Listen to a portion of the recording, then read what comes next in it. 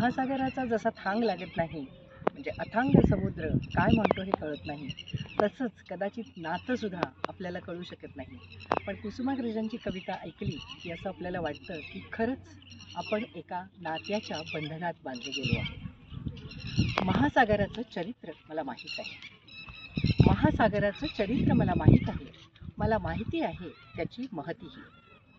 पण मी राहतो आहे फुलांच्या पाकळीवर अवकाशातून उतरलेल्या दहिवराच्या एका लहानशा थेंबामध्ये. मला हेही माहीत आहे की जगातील साऱ्या थेंबांवर अंतिम मालकी आहे महासागराची. तरी माझी बांधिलकी पृथ्वीला वेढणाऱ्या त्या अफाट सीमाहीन महातत्वाशी नाही. माझी बांधिलकी पृथ्वीला वेढणाऱ्या त्या अफाट सीमाहीन महातत्वाशी नाही, तर ती आहे माझ्याच अस्तित्वानं ओथंबलेल्या स्फटिकाच्या या लहानशा थेंबाशी. कारण माझी बांधिलकी ज्ञानाची नाही, माझी बांधिलकी ज्ञानाची नाही आहे, फक्त प्रेमाची, फक्त प्रेमाची.